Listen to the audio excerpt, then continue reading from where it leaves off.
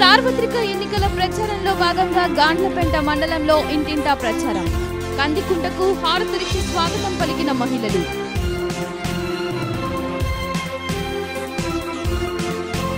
సార్వత్రిక ఎన్నికల్లో టీడీపీ నాయకులకు ఓట్లు అడిగే నైతిక హక్కును కోల్పోయారని వ్యాఖ్యానించిన వైసీపీ అభ్యర్థి డాక్టర్ పివి సిద్ధారెడ్డి.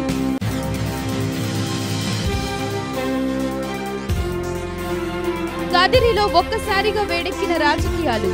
స్వతంత్ర అభ్యర్థిగా పోటీ చేయనున్న వజ్ర భాస్కర్. డ్వాక్రా మహిళలను బ్యాంకుల చుట్టూ తిప్పుకుంటున్న బ్యాంకర్లు. ఇప్పటి వరకు అందని రెండవ విడత పసుపు కుంకుమ నిధులు. కదిరి నియోజకవర్గంలో 2019 సార్వత్రిక ఎన్నికల్లో వైఎస్ఆర్ కాంగ్రెస్ పార్టీ భారీ విజయం దిశగా పయనిస్తున్నట్లు ఆ పార్టీ అభ్యర్థి డాక్టర్ పివి సిద్ధారెడ్డి పేర్కొన్నారు. ఈ సందర్భంగా ఆయన తన నివాసంలో మాట్లాడుతూ 2014లో తెలుగుదేశం పార్టీ అనేక మోసపూరిత వాగ్దానాలు చేసిన కదిరి నియోజకవర్గ ప్రజలు ఆ పార్టీని తిరస్కరించి వైఎస్ఆర్ కాంగ్రెస్ పార్టీని గెలిపించారని సిద్ధారెడ్డి అన్నారు.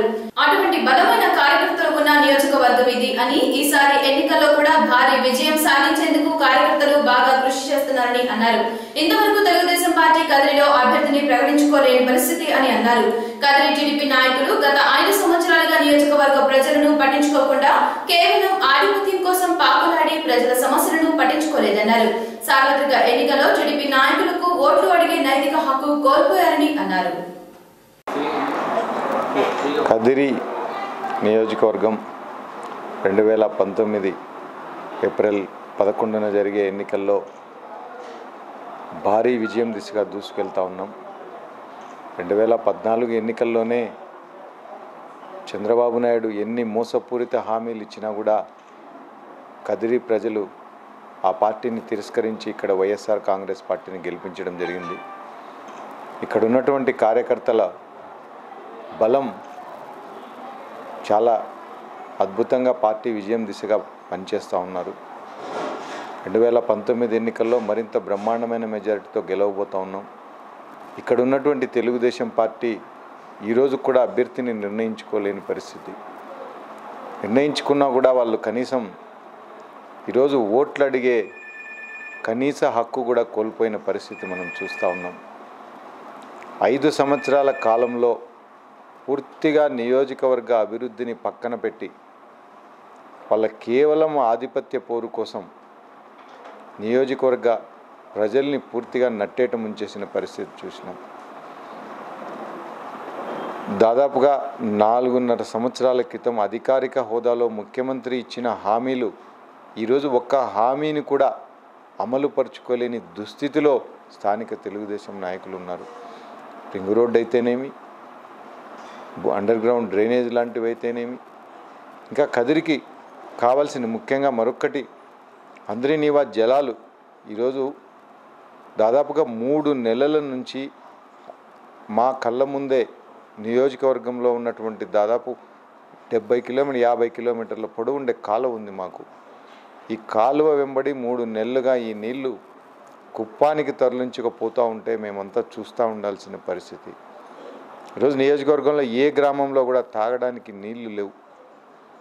రైతుల పరిస్థితి దారుణంగా ఉంది. బోర్లన్నీ ఎండిపోయి ఎక్కడి పంటలు అక్కడే వదిలేసిన పరిస్థితి చూస్తూ ఉన్నాం. పాడి పశువులకు కూడా గడ్డి లేని పరిస్థితి ఉంది. ఇటువంటి పరిస్థితుల్లో 3 నెలలుగా కాలువలో నీళ్లు పోతా ఉన్నా కూడా కనీసం ఒక కాలువకు కూడా ఈరోజు అందరినీవా నీళ్ళు ఇప్పించుకోలేని పరిస్థితి ఈరోజు తెలుగుదేశం పార్టీ నాయకులది. మరి ఏం మొహం పెట్టుకొని రేపు పొద్దున మీరు ఓట్లు అడగబోతా ఉన్నారని చెప్పి మేము ప్రశ్నిస్తూ ఉన్నాం. ఇదే కాకుండా చాలా సమస్యలు ఈరోజు నియోజకవర్గంలో రైతాంగం యొక్క గిట్టుబాటు ధరల పరిస్థితి అయితేనేమి, అదేవిధంగా వలసలు. ఓవైపు వ్యవసాయం గిట్టుబాటు కాక వ్యవసాయం పంటలకు పండించుకుంటే ధరలు లేక ఈరోజు వేల సంఖ్యలో రైతులు తరలిపోయి ఈరోజు కేరళ, బెంగళూరు ప్రాంతాల్లో వలస కార్మికులుగా జీవనం సాగిస్తూ ఉన్నారు. వలసలను ఆపే ప్రయత్నం చేయలేదు. స్థానికంగా వచ్చినటువంటి ఒకే ఒక సోలార్ ప్రాజెక్టు కనీసం ఈరోజు 5 సంవత్సరాల తర్వాత కూడా అక్కడున్న రైతులకి, భూములు కోల్పోయిన రైతులకి న్యాయం చేయలేని దుస్థితిలో ఈ ప్రభుత్వం ఉంది. వచ్చిన ఫస్ట్ ఫేజ్ ప్రాజెక్టులో కనీసం 100 మందికి కూడా ఈరోజు స్థానికులకు ఉద్యోగాలు కల్పించలేని పరిస్థితిలో ఈ పార్టీ ఉంది. మరి ఖచ్చితంగా ఈరోజు నియోజకవర్గంలో ఉన్న ఓటర్లంతా కూడా, ప్రజలంతా కూడా జగన్మోహన్ రెడ్డి గారి వైపు ఎదురు చూస్తూ ఉన్నారు. దివంగత నేత రాజశేఖర రెడ్డి గారి ప్రభుత్వంలో ఏ విధంగా అయితే ఈ ప్రాంతంలో లబ్ధి పొందినారు, ముఖ్యంగా ఈరోజు హంద్రీనివా జలాలు వచ్చే ప్రతి చుక్క, ప్రతి బొట్టు నీళ్ళల్లో కూడా కృష్ణా జలాల్లో ఈరోజు రాజశేఖర రెడ్డి గారిని చూసుకుంటా ఉన్నారు ఈ ప్రాంతంలో రైతాంగం అంతా. అదేవిధంగా మనకు స్థానికంగా ఉన్నటువంటి మైనారిటీలు, ముఖ్యంగా ఈరోజు 4% రిజర్వేషన్ ద్వారా ఈ ప్రాంతంలో ఉన్నటువంటి మైనారిటీ సోదరులంతా కూడా చాలామంది ఈరోజు డాక్టర్లుగా, ఇంజనీర్లు అవ్వడమే కాకుండా ఇతరత్ర మంచి మంచి ఉద్యోగాలు కూడా ఈరోజు మైనారిటీలకు దక్కడం చూస్తూ ఉన్నాం మనం. వాళ్ళంతా కూడా ఈరోజు వైఎస్ఆర్ని గుండెల్లో పెట్టుకున్నారు. ఆయన కుమారుడు జగన్మోహన్ రెడ్డి గారిని ఈసారి ఖచ్చితంగా ముఖ్యమంత్రి చేసుకోవాలని చెప్పి ఒక దృఢ నిశ్చయంతో ఈరోజు మైనారిటీ సోదరులంతా కూడా ఉన్నారు. కాబట్టి 100% ఏప్రిల్ 11న జరిగే పోలింగ్లో బ్రహ్మాండమైన మెజారిటీతో ఇక్కడ వైఎస్ఆర్ కాంగ్రెస్ పార్టీ గెలవబోతా ఉందని చెప్పి మనం చేసుకుంటాం. వజ్ర ఫౌండేషన్ అధ్యక్షుడు వజ్ర భాస్కర్ రెడ్డి స్వతంత్ర అభ్యర్థిగా పోటీలో ఉంటారని స్పష్టం చేశారు. దీంతో కదిరిలో రాజకీయాలు ఒక్కసారిగా వేడెక్కింది. వైఎస్ఆర్సీపీ అభ్యర్థిగా డాక్టర్ పివి సిద్ధారెడ్డిని ప్రకటించగా వజ్ర భాస్కర్ రెడ్డి ఆ పార్టీ టికెట్ను ఆశించి భంగపడ్డారు. ఈ సందర్భంగా ఆయన మాట్లాడుతూ, గత 9 సంవత్సరాలుగా వైఎస్ఆర్ ఆశయాలతో వజ్ర ఫౌండేషన్ ద్వారా అనేక సంక్షేమ కార్యక్రమాలు చేపట్టామన్నారు. 2014లో వైసీపీ నుండి టికెట్ ఆశించి చివరి క్షణంలో విత్డ్రా చేసుకున్నానన్నారు. ఈసారి ఎన్నికల్లో టికెట్ తనకే వస్తుందని భావించి అనేక సేవా కార్యక్రమాలు చేశానని తెలిపారు. తనకు వైసీపీ అధిష్టానం టికెట్ ఇవ్వనందున స్వతంత్ర అభ్యర్థిగా లేదా ఏదైనా నేషనల్ పార్టీ అభ్యర్థిగా ఎన్నికల బరిలో ఉంటానన్నారు.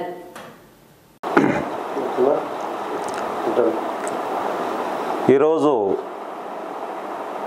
యాక్చువల్గా నామినేషన్ వేయాలని ఒక ఆలోచన చేయడం జరిగింది. కానీ రేపు అన్ని మొత్తం ఆర్డీఓ ఆఫీస్లో అన్నీ తీసుకున్న తర్వాత రేపు మార్నింగ్ నామినల్గా ఒక సెట్ నామినేషన్ వేయాలనుకుంటున్నాను. ఎమ్మెల్యే అభ్యర్థిగా నేను 2014లోనే పోటీ చేయడానికి సిద్ధపడి ఆ రోజు పార్టీ టికెట్ ఆశించి ఖచ్చితంగా నాకు టికెట్ ఇస్తారని నామినేషన్ కూడా వేయడం జరిగింది. చివరి మూమెంట్లో జగన్మోహన్ రెడ్డి గారు వాళ్ళ చిన్నాన్నటువంటి వైఎస్ వివేకానంద రెడ్డి గారిని పంపించి, భాస్కర్ రెడ్డి ఈసారి మనం మైనార్టీలకు చాలామందికి టికెట్లు కేటాయించలేకపోయినాం కాబట్టి కదిరి కేటాయిస్తున్నాం, అత్తర్ చాంద్ భాషకు మనం టికెట్ ఇస్తాం, ఎందుకంటే మన మైనార్టీ మనోభావాలు ఎక్కడ దెబ్బతినకూడదని ఒక ఆలోచన చేయడం వల్ల ఆ రోజు నేను మైనార్టీలు నాకు పూర్తిగా బ్యాక్ బోన్గా ఉన్నటువంటి మైనార్టీలకు నాకు పూర్తిగా సపోర్ట్ ఉండడం జరిగింది.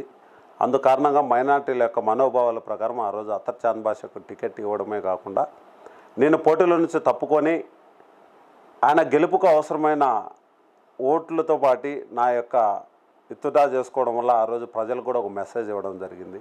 ఈసారి నేను పోటీలో లేను, మీరందరూ కలిసి వైఎస్ఆర్ కాంగ్రెస్ పార్టీ అత్తర్ చాంద్ భాషను గెలిపించాలని ఒక పిలుపు ఇవ్వడంతో సిద్ధపడి దాదాపు 10 నుంచి 15,000 ఓట్లతో ఓడిపోయే వ్యక్తిని 1000 ఓట్లతో గెలిపించడం జరిగింది. ఆ రోజు నుంచి ఈ రోజు వరకు దాదాపు 2019 వరకు ఆ రోజు నాకు వైఎస్ వివేకానంద రెడ్డి గారు మరియు మా గురువు అయినటువంటి పెద్దరెడ్డి రామచంద్రరెడ్డి గారు, మహేశ్వరరెడ్డి గారు ఒక మాట ఇచ్చారు. వజ్ర భాస్కర్, నువ్వు 2019లో నీ అభ్యర్థిత్వం మేము ఖరారు చేయాలంటే నువ్వు సర్వేలో కానీ మిగతా అన్ని దానిలో బెటర్ క్యాండిడేట్ అన్నప్పుడు ఖచ్చితంగా నిరూపిస్తామని చెప్పారు. కానీ ఆ రోజు నుంచి ఈ రోజు వరకు పార్టీకి ఒక సైనికులుగా పనిచేసుకొని రావడమే కాకుండా దేశంలోనే, రాష్ట్రంలోనే కాదు దేశంలోనే ఫస్ట్ ₹1 భోజనం వైఎస్ఆర్ క్యాంటీన్ ఓపెన్ చేసి ఈరోజు దాదాపు 2,000 మందికి భోజనం పెట్టడం జరుగుతుంది. దాదాపు 35,000 మందికి కంటి ఆపరేషన్లు, దాదాపు ఎన్నో సేవా కార్యక్రమాలు. ఈరోజు గుళ్ళకు, గోపురాలకు, తర్వాత 4-5 వేల మందికి ఫీజులు కట్టాలంటే వాళ్ళందరూ పిల్లలు చదివించడం, విద్యార్థులను. అదేవిధంగా ఎంతోమంది పేద కుటుంబాలకు పెళ్లిళ్ళు చేయడం, ఎంతోమంది క్యాన్సర్ లాంటి పెద్ద పెద్ద వ్యాధులతో బాధపడడానికి ఆర్థిక భరోసా. ఈ విధంగా దాదాపు 2011 నుంచి ఈరోజు దాదాపు 9 నుంచి 10 సంవత్సరాలు ఎన్నో సేవా కార్యక్రమాలు వైఎస్ఆర్ కాంగ్రెస్ పార్టీ తరపు నుంచి తీసుకొని ముందరకు పోతున్నా. ఈ తరుణంలో 2019లో నాకు టికెట్ వస్తుందని గట్టిగా నమ్మిన. అందుకు అనుగుణంగా నేను ప్రతిదీ కూడా నేను పార్టీ కార్యక్రమాలు కావచ్చు, సేవా కార్యక్రమాలకు అందరికీ తీసుకొని పోయి దాదాపు ప్రజలందరికీ చాలా దగ్గరగా ఉండడం జరిగింది. అంటే దాదాపు నా వల్ల డైరెక్ట్గాను ఇండైరెక్ట్గాను బెనిఫిట్ పొందిన కుటుంబాలు 50,000 కుటుంబాలకు జరిపింది. ఈరోజు నేను గర్వంగా చెప్పగలను. రాష్ట్రంలోనే ఎంత పెద్ద పొలిటీషియన్ అయినా చేయలేని పని నేను ఎటువంటి పదవి లేకుండా ఈరోజు ఇంతవరకు చేయగలిగిన. కాబట్టి నాకు ఒకటే ఆలోచన, ఈసారి ఖచ్చితంగా స్వతంత్ర అభ్యర్థిగా నేను బరిలో దిగడం జరుగుతుంది. లేదంటే ఏదన్నా ఒక నేషనల్ పార్టీ నుంచి ఏదన్నా మంచి సింబల్ వస్తే ఖచ్చితంగా నేను బరిలో దిగడం జరుగుతుంది. టెక్నికల్గా నేషనల్ పార్టీ గురించి ఎందుకు మాట్లాడుతున్నానంటే, స్వతంత్ర అభ్యర్థిగా అయినప్పుడు 5వ పేరో 6వ పేరో కాకుండా దాదాపు 10-12 పేర్లు ఎన్నిక వెళ్ళిపోవడం వల్ల కొంత కన్ఫ్యూజన్ అవుతారనే ఉద్దేశంతో నేషనల్ పార్టీ నుంచి సింబల్ తీసుకోవాలని ఒక ఆలోచన ఉన్నా. కాబట్టి నేను ఒకటే తెలియజేస్తున్నా, కదిరి నియోజకవర్గ ప్రజలకు కావచ్చు, లేదంటే రాజకీయ నాయకులకు కావచ్చు, లేదా మేధావులకు కావచ్చు, ఈరోజు 50,000 కుటుంబాల గురించి కూడా నా గురించి ఆలోచన చేస్తున్నాయి. వజ్రభాస్కర్ నువ్వు సింబల్ చెప్పు, మేము వేయడానికి సిద్ధంగా ఉన్నామంటున్నాయి. దాదాపు ఇంటికి 2 నుంచి 3 ఓట్లు వేసిన అత్యధిక మెజార్టీతో 20,000 నుంచి 30,000 మెజార్టీతో నేను గెలవబోతున్నా. ఎందుకంటే ప్రజల యొక్క నాడి తెలిసిన వ్యక్తిని, ప్రజల గురించి అహర్నిశలు కష్టపడే వ్యక్తిని, ఈరోజు ప్రజల యొక్క అమూల్యమైన ఓటును ఖచ్చితంగా నాకు వేయడం జరుగుతుంది. ఖచ్చితంగా నేను గెలవడానికి సిద్ధంగా ఉన్నానని తెలియజేస్తాను. గెలిచిన తర్వాత కూడా నాది ఒకటే ఆలోచన, నా కదిరికి ఎన్నో రకాలైన లోటుపాట్లు ఉన్నాయి. ఈరోజు 83 నుంచి మదనపల్లి చూస్తే ఇండస్ట్రియల్ పరంగా కావచ్చు, లేదా ఎడ్యుకేషన్ పరంగా కావచ్చు, హెల్త్ పరంగా కావచ్చు, 83లో కదిరి మదనపల్లి 2 సమానంగా ఉండేవి. ఈరోజు మదనపల్లి ఎన్నో రెట్లు అభివృద్ధి చెందింది. కదిరి మాత్రం 83లో ఎక్కడుందో ఈరోజు కదిరి అలానే ఉంది. దీన్ని దృష్టిలో పెట్టుకున్న ఆలోచనతో ఒకటే, దాదాపు ఇక్కడ గార్మెంట్ ఇండస్ట్రీస్, టెక్స్టైల్స్ పార్క్, వివిధ రకాలైన పరిశ్రమలు తీసుకొని వచ్చి 15,000 నుంచి 25,000 మందికి ఉద్యోగాలు ఇప్పేలా ఈ 5 సంవత్సరాలను ఒక ఆలోచన చేస్తున్నా.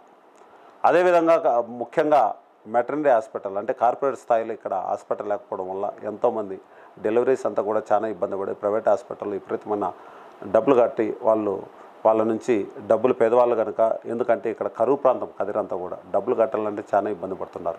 సూపర్ స్పెషాలిటీ హాస్పిటల్లో డెలివరీకి సంబంధించిన మెటర్నరీ హాస్పిటల్ ఇక్కడ ఖచ్చితంగా ఉన్న గవర్నమెంట్ హాస్పిటల్ ఎక్స్టాబ్లిష్ చేసి కట్టాలని ఒక ఆలోచన చేయడం జరుగుతుంది. అదేవిధంగా ఎంప్లాయ్మెంట్కి సంబంధించి, హెల్త్కి సంబంధించి, ఎడ్యుకేషన్కి సంబంధించి దాదాపు ఇక్కడ ఉన్న పేద పిల్లలంతా చదువుకోవాలంటే 30 నుంచి 40,000 ఫీజులు కట్టే స్థితిలో లేరు. ప్రతి విద్యార్థి నేను చదువుకోనగలను అంటే ప్రైవేటు స్థాయికి, ప్రైవేటు కార్పొరేట్ స్కూళ్ళకు సమానంగా ఉన్నటువంటి విద్యను అందించి ఇక్కడ వాళ్ళకి ఆర్థిక భరోసా ఇవ్వాలని ఉంది. ముఖ్యంగా మన కదిరి ప్రాంతం అయితే మినరల్ వాటర్ అంటే ప్రతి క్యాను కూడా 200 రూపాయలు, 20 రూపాయలు పెట్టాలి రోజుకి వచ్చి, దాదాపు నెలకు 600 రూపాయలు, సంవత్సరానికి 7,000. 5 సంవత్సరాల్లో ఒక పేదవాడు ఖర్చు పెట్టాల్సిన డబ్బు 35,000 రూపాయలు. నా ఆలోచన అంతా 90,000 కుటుంబాలు ఉన్నాయి మన కదిరిలో. 90,000 కుటుంబాలకు కూడా మినరల్ వాటర్ ఉచితంగా ప్రతి కుటుంబానికి చేర్చాలని ఒక ఆలోచన చేస్తున్నా. ఇవన్నీ నేను ఎమ్మెల్యేగా గెలిచిన తర్వాత ఏ పార్టీ అయితే నాకు ఇవన్నీ నా కదిరికి సంబంధించి మంచి జరుగుతుంది, చేయబోతుంది అనే ఉద్దేశంతో ఏ పార్టీ అయితే ఉంటుందో ఆ పార్టీలోకి వెళ్ళి ఇవన్నీ కూడా ప్రజలకు నేను మంచి చేయాలన్న ఆలోచనలో ఉన్నా. ముఖ్యంగా సింగిల్ లైన్లో చెప్పాలంటే 9 సంవత్సరాలు ఎటువంటి పదవి లేకుండా 10 సంవత్సరాలు పడుతుంది. ఈ రోజు వరకు ఎన్నో సేవా కార్యక్రమాలు చేసినారు. నన్ను నమ్మి ఓటు వేసిన తర్వాత ప్రజలకు నేను ఇంకా చేయాల్సిన కార్యక్రమాలు చాలా ఉన్నాయి కనుక ఖచ్చితంగా నేను 2019లో స్వతంత్ర అభ్యర్థికి కానీ లేదా నేషనల్ పార్టీ తరఫు నుంచి ఖచ్చితంగా పోటీ చేయడం జరుగుతుంది. రేపు నామినేషన్ కూడా నేను సబ్మిట్ చేయడం జరుగుతుంది. అంటే రేపు 19వ తేదీ దాదాపు ఈ 10-15 రోజులు 20 రోజుల్లో విపరీతమైన క్యాంపెయిన్ చేయడం జరుగుతుంది. ఖచ్చితంగా నేను గెలవడానికి అన్ని అవకాశాలు ఉన్నాయని సందర్భంగా తెలియజేస్తూ, వజ్రభాస్కర్ అనే నేను పోటీ చేయడం అనేది జరుగుతుందంటే ముఖ్యంగా నేను ఒకటే చెబుతున్నా, వజ్రభాస్కర్ అనే వ్యక్తి ఎటువంటి ప్రలోభాలకు లొంగడు, ఎటువంటి ఆలోచన చేయడు, ప్రజల యొక్క అజెండానే తన అజెండాగా తీసుకొని ముందరకు పోతున్నా కనుక నేను ఒకటే ఆలోచన చేస్తున్నా, అల్లా మీద ఒక ఆలోచన చేసి పెట్టినాను. నరసింహస్వామి యొక్క ఆశీస్సులు పూర్తిగా ఉన్నాయని ఆలోచన చేస్తున్నా. నేను ప్రజల్లోకి వెళ్ళిపోయినప్పుడు నన్ను ఒంటరిని చేశాను. వైఎస్ఆర్ కాంగ్రెస్ పార్టీ నాకు ఈరోజు ఒంటరిని చేసింది. నేను ఒకటే ఆలోచన చేస్తున్నా, నేను, నా భార్య, నా బిడ్డలు 4 ఓట్లు అయితే నాకు ఉన్నాయి. 5వ ఓటు నుంచి ఎన్ని ఓట్లు నాకు వచ్చినా, గెలుపుకు అవసరమైన ఎన్ని ఓట్లు వచ్చినా కూడా నేను అల్లా దయ నరసింహస్వామి ఆశీస్సులతో నేను బయటపడతానని దృఢ సంకల్పంతో ఉన్నానని ఈ సందర్భంగా తెలియజేస్తున్నాను. Okay, thank you. రాష్ట్ర ప్రభుత్వం ఎంతో ఆర్భాటంగా గత నెలలో రాష్ట్రంలో ఉన్న 94 లక్షల మంది డ్వాక్రా సంఘాల మహిళలకు ఒక్కొక్కరికి 10,000 రూపాయల చొప్పున 9,400 కోట్ల రూపాయలను పసుపు కుంకుమ పేరుతో ప్రకటించి ఇంతవరకు మహిళల అకౌంట్ లో డబ్బులు జమ కాలేదని సిపిఎం నాయకులు నరసింహులు, హరినాథ్ రెడ్డిలు ఆరోపించారు. ఈ సందర్భంగా సిపిఎం కార్యాలయంలో వారు మాట్లాడుతూ ప్రభుత్వం వాయిదాల పద్ధతిలో చెల్లించే విధంగా 3 చెక్కులను పంపిణీ చేసి అందులో 2వ విడత చెక్కులు 8/3/2019 బ్యాంకులలో డబ్బులు డ్రా అయ్యే విధంగా ఇచ్చి ఇంతవరకు డబ్బులు జమ కాలేదన్నారు. బ్యాంకర్లు ఆర్థిక సంవత్సరం చివరి నెల కావడంతో మాకు బ్యాంకు వ్యవహారాలు, ఆడిట్లు ఉన్నాయంటూ చెబుతూ గ్రూప్ మహిళలకు డబ్బులు చెల్లించకుండా బ్యాంకుల చుట్టూ తిప్పుకుంటున్నారని మండిపడ్డారు. బ్యాంకుల చుట్టూ మహిళలను తిప్పుకోవడం సరైనది కాదన్నారు. తక్షణమే గ్రూప్ సభ్యులందరికీ పసుపు కుంకుమ టూ కింద ఇచ్చిన చెక్కులను వారి వారి వ్యక్తిగత అకౌంట్లలో డబ్బులు జమ చేయాలని సిపిఎం పార్టీ నాయకులు డిమాండ్ చేశారు.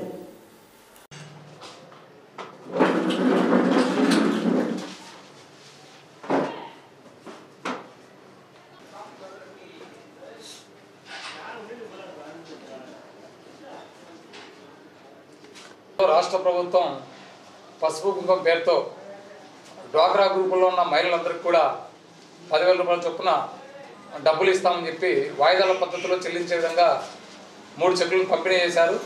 రాష్ట్రంలో దాదాపు 94 లక్షల మందికి లబ్ధి చేకూరేలా మహిళలను ఆదుకోవడం కోసమే ఈ పథకాన్ని తీసుకొస్తున్నాననే పేరుతో చంద్రబాబు ప్రభుత్వం పసుపు కుంకుమ అనే పేరు పెట్టి 10,000 రూపాయలు వాళ్ళకి జమ చేస్తామని చెప్పి వాగ్దానం చేసి ఆర్భాటంగా ప్రకటించి చెక్కులు పంపిణీ చేశారు.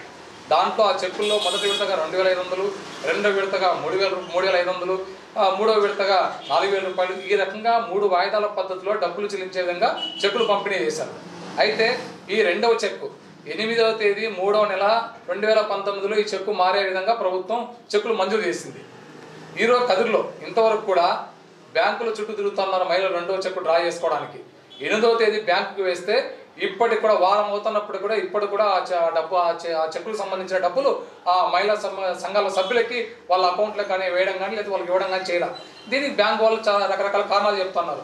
ఆర్థిక సంవత్సరం కాబట్టి మార్చు, మా అకౌంట్లు వ్యవహారాలు తర్వాత ఆడిట్లు ఇవన్నీ ఉంటాయి కాబట్టి మహిళా సంఘాలకు రావాల్సిన డబ్బులు ఇవ్వడానికి కొంత ఆలస్యం అవుతామని చెప్పి చెప్తా ఉన్నారు. ప్రభుత్వం ప్రకటించేటప్పుడే, ప్రభుత్వం ఈ డబ్బులు ఇచ్చేటప్పుడే ఫలానా డేట్ అని చెప్పి ఇచ్చేటప్పుడు బ్యాంకులు ఎక్కడ అబ్జెక్షన్ చేయాల. తీరా అప్పుడు ప్రభుత్వం చెప్పింది కాబట్టి ఒప్పుకున్నట్టున్నారు బ్యాంకులు, నాకు అర్థమవుతోంది.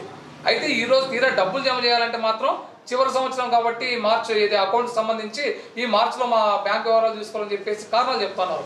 అంటే ఈ రెండో విడత చెక్కు ఏదైతే ఇచ్చారో ఈ పసుపు కుంకుమ ఇవి డబ్బులు మహిళలకు జమ చేస్తారా లేదా అని చెప్పి అనుమానం వస్తూ ఉంది. ఎందుకనంటే ఈరోజు ప్రతి బ్యాంకు చుట్టూ కదిరిలో దాదాపు 11,000 సంఘాలు ఉన్నాయి, గ్రూపులు, డ్వాక్రా సంఘాలు. ప్రతిరోజు కూడా బ్యాంకుల చుట్టూ మహిళలు తిరుగుతున్నారు. ఎస్బీఐ ఏడీ దగ్గర మనం ఉదయం 10 గంటలకు పోతే అర్థమవుతుంది. చుట్టుపక్కల పల్లెలు ఉన్న వాళ్ళు, టౌన్లో వాళ్ళందరూ కూడా బ్యాంకుల దగ్గర బడిగాపులు కాస్తున్నారు. వీళ్ళంతా కూడా ఏదో రకమైన కూలి పని చేసుకునేవాళ్ళు. ఏమమ్మా అంటే ఈరోజు మాకు డబ్బులు వస్తాయి, చంద్రబాబు ఇచ్చిన పసుపు కుంకుమ డబ్బులు వస్తాయని చెప్పి వాళ్ళు రోజు పడిగాపులు కాస్తా ఉన్న బ్యాంకులు మాత్రం డబ్బులు ఇవ్వడం లేదు. కాబట్టి ప్రభుత్వం ఈ చెప్పులు ఇచ్చేటప్పుడు చెప్పినంత ఆర్భాటం కానీ, చెప్పినటువంటి మహిళలకు పసుపు కుంకుమ ఇస్తున్నటువంటి ఆనందం కానీ ఈరోజు ఆ డబ్బులు రాకపోవడం, ఆ డబ్బులు చెల్లించకపోవడంతో మహిళల్లో ఆనందం కనపడటం లేదు. అందుకనే ప్రభుత్వం ఆలోచన చేయాలి. అలాగే బ్యాంకర్లు కూడా ఏదైతే కమిట్మెంట్తో, ఓ ఒప్పందంతో ప్రభుత్వం ద్వారా చెక్కులు పంపిణీ చేసుకుని మహిళా సంఘాల సభ్యులకు ఇచ్చిన తర్వాత ఆ తేదీల్లో ఏది ఏమైనా కూడా ఈరోజు డబ్బులు జమ చేయాలి. డ్వాక్రా సంఘాల సభ్యులకి 8వ తేదీ వేస్తే వారం అవుతాను ఇద్దరు కొట్టి డబ్బులు జమ చేయాలి. అదే మనలాంటి వాళ్ళు ఎవరైనా బ్యాంకులకు అప్పు ఉంటే లేదంటే లోన్ ఏదైనా పెండింగ్ ఉంటే ఒకరోజు ఆలస్యం చేస్తే మీ కంతు డేట్ లేట్ అయింది కాబట్టి ఫైనల్ వేసి వసూలు చేసే బ్యాంకర్స్ ప్రభుత్వం ఇచ్చిన చెక్కుని అంగీకారంతో ఒప్పుకున్నటువంటి బ్యాంకర్లు ఈరోజు ఎందుకని ఈ వారం రోజుల పాటు ఎందుకని వీళ్ళకి మహిళా సంఘాల సభ్యులకి 2వ విడత డబ్బులు ఇవ్వలేదు చెప్పాలని చెప్పి మేము డిమాండ్ చేస్తున్నాం. అందుకనే అంటే ఇప్పుడు ఎలక్షన్ కాబట్టి ఒక ఎమ్మెల్యేకి అనేది 28 లక్షలు కేటాయించారు. దానిపైన ఇప్పుడు ప్రభుత్వం అనేది తన చేతుల్లో ఉంది కాబట్టి ఇది ఇప్పుడు రాజకీయ నాయకులు లేదా ఎమ్మెల్యేలు, ఎంపీలు ప్రత్యక్షంగా సమావేశం పెట్టి ఈ చెక్కుల డబ్బులు అవన్నీ కూడా పంపిణీ చేయడం ఎన్నికల నిబంధనలు ఒప్పుకో. అయితే ప్రభుత్వం ఇచ్చిన చెక్కు కాబట్టి ఆల్రెడీ అగ్రిమెంట్ అయ్యింది కాబట్టి, ఒప్పందం జరిగింది కాబట్టి ఇప్పుడు వాళ్ళ డబ్బులు బ్యాంకులు జమ చేయొచ్చు. ఇప్పుడు వాళ్ళదే చెప్తున్నారు. అట్లా కారణాలు ఏవి చెప్పకుండా మాకు ఆడిట్ వ్యవహారాలు ఇవన్నీ ఉన్నాయని చెప్పేసి. కాబట్టి ఏదేమైనా బ్యాంకుల చుట్టూ తిరుగుతున్న జనానికి ఏదో సమాచారం ఇవ్వాలి కదా, డబ్బులు ఇస్తామేమో బ్యాంకులు చెప్పాలి కదా. అటు ఇవేమీ చెప్పకుండా మహిళల్ని బ్యాంకుల చుట్టూ తిప్పుకోవడం అనేది చాలా తీవ్రంగా మేము ఖండిస్తా ఉన్నాం. కాబట్టి ఇప్పటికైనా సరే ప్రభుత్వం కానీ లేకపోతే ఇప్పటికైనా సరే జిల్లా అధికార యంత్రాంగం తక్షణమే స్పందించి ఏదైతే పోస్ట్ డేటెడ్ చెక్కులు ఏవైతే ఉన్నాయో దాని ప్రకారం పసుపు కుంకుమ డబ్బులు తక్షణమే వాళ్ళ అకౌంట్లో జమ చేయాలని చెప్పేసి సిపిఎం పార్టీగా మేము డిమాండ్ చేస్తాము. సార్వత్రిక ఎన్నికల ప్రచారంలో భాగంగా కదిరి తెలుగుదేశం పార్టీ నాయకులు కందికుంట వెంకట ప్రసాద్ గాండ్లపేట మండలంలో ఇంటింటా ప్రచారం నిర్వహించారు. ఈ సందర్భంగా గాండ్లపేట మాజీ ఎంపీటీసీ హైదరాబాదీ ఫయాజ్ ఫారూక్లను హైదరాబాద్ నివాసంలో కందికుంట వారితో కలిశారు. మండలంలోని కురుమావిడి గ్రామాల్లో కందికుంటకు మహిళలు హారతులిచ్చి ఘనంగా స్వాగతం పలికారు. ఇంటింటా ప్రచారంలో తెలుగుదేశం పార్టీకి ఓటు వేసి చంద్రబాబును ముఖ్యమంత్రిని చేసేందుకు ప్రతి ఒక్కరూ కృషి చేయాలని కోరారు. ఈ కార్యక్రమంలో తెలుగుదేశం పార్టీ మండల నాయకులు, కార్యకర్తలు పాల్గొన్నారు.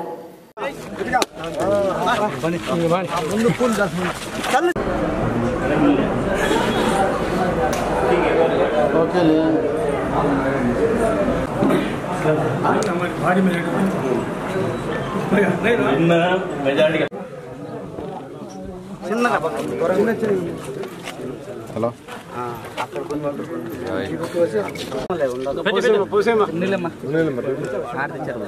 సైకిల్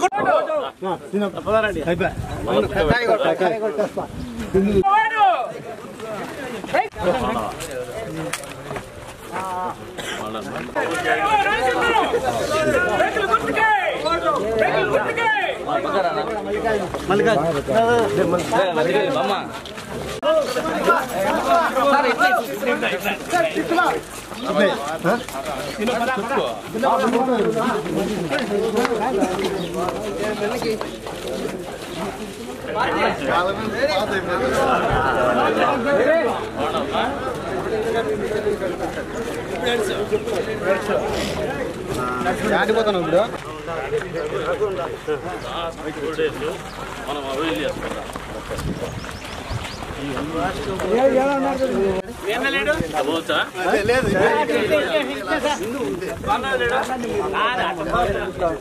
అమ్మలేదు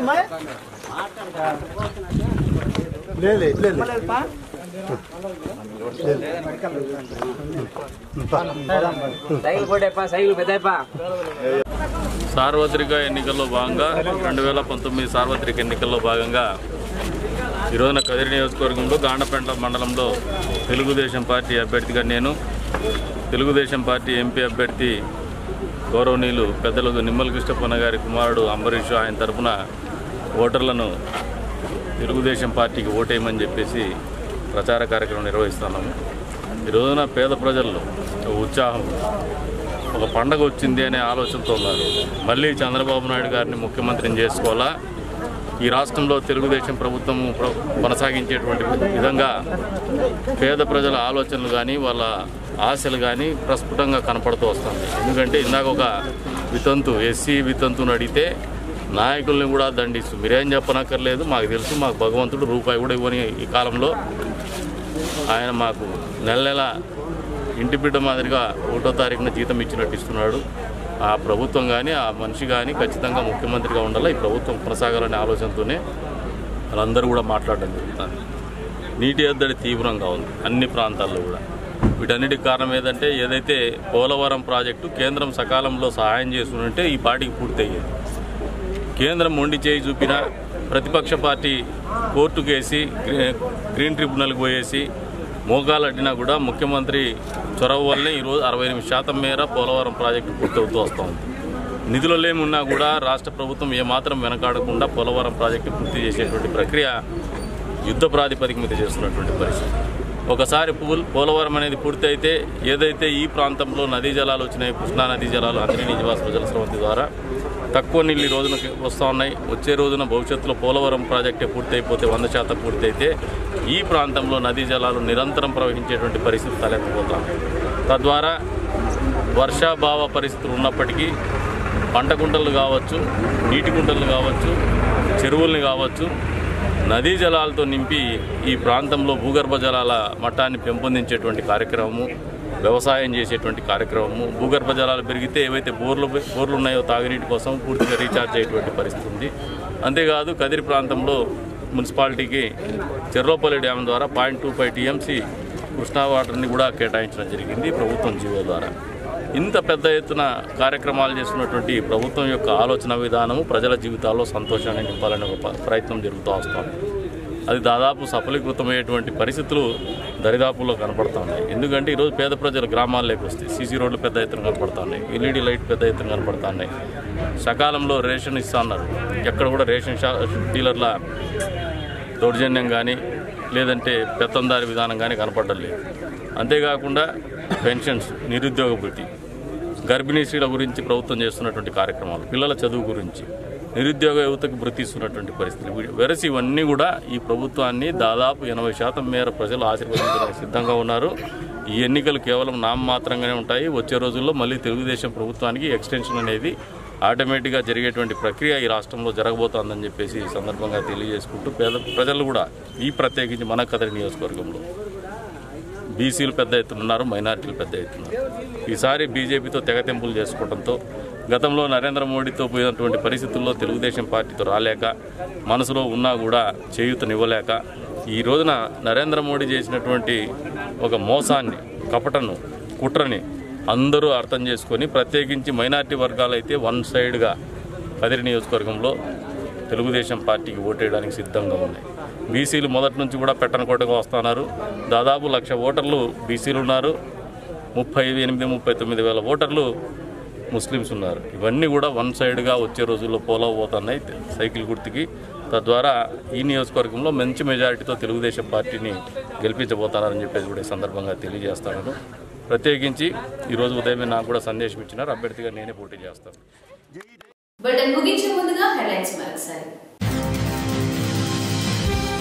సార్వత్రిక ఎన్నికల ప్రచారంలో భాగంగా గాండ్లపెంట మండలంలో ఇంటింటా ప్రచారం. కందికుంటకు హారతులిచ్చి స్వాగతం పలికిన మహిళలు.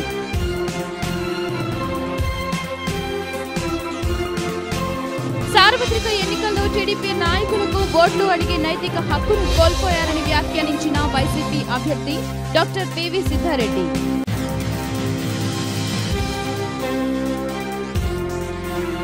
కదిరిలో ఒక్కసారిగా వేడెక్కిన రాజకీయాలు. స్వతంత్ర అభ్యర్థిగా పోటీ చేయనున్న వజ్ర భాస్కర్. డ్వాక్రా మహిళలను బ్యాంకుల చుట్టూ తిప్పుకుంటున్న బ్యాంకర్లు. ఇప్పటి వరకు అందని 2వ విడత పసుపు కుంకుమ నిధులు. ఈ వార్తలు ఇంతటితో సమాప్తం. నమస్కారం.